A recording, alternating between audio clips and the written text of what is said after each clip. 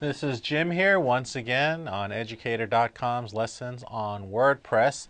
In the previous lesson, we gave you a brief introduction on widgets and their magic.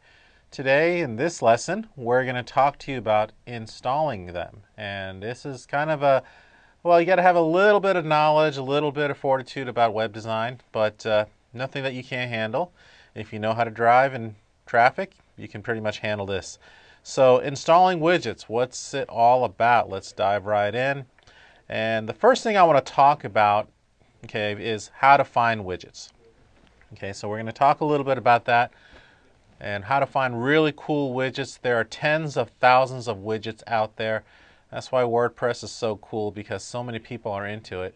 Again, like I said, this is the biggest threat for webmasters, the WordPress application, because it's just amazing.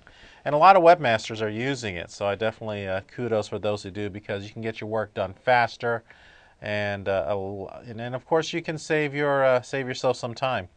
Then once we do find it, we're going to talk about installing them, and then the different tools in order for you to install them. And there's a lot of things you need to know here, so let's go ahead and dive right into the next slide over here. Well, I want to explain to you exactly a widget that I've used, which is really useful for me. For instance, in this case right here, I have a blog. Okay, it's called Web Tips TV, and I want it to be in a situation whereby the top portion right here, okay, and the bottom portion, which is a Facebook page, and of course there's some stuff below this, and I'll show you when it's live. They need to be the same in just about every page. Okay, so this section and this section has to be the same.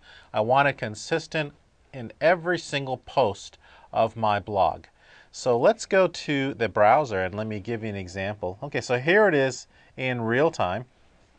I'll go ahead and increase the size a little bit so you can see. Okay, so I've got a blog here introducing the iPhone, and then I've got several blogs below it. This is the introductory page of my blog here. So if I click on the link, Apple's new iPhone 5, which just came out. I don't know what year you're watching this, so by the time you're watching this, it could be iPhone 50. Anyways, you notice again that the top portion here that I've highlighted, and then the bottom portion here is the Facebook that I showed you in the slide. Plus there's some other little things here. I've got these little icons over here, and then so you can subscribe to the feed. But I want it to be consistent on every single page. Okay, so if I went back one and I click on another link over here, deploying Google SEO.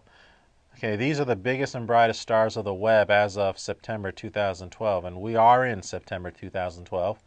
And let's click over on the link, and again, you notice that the top portion and the bottom portion are the same again. So you can go through every one of my posts. The top and the bottom should be exactly the same.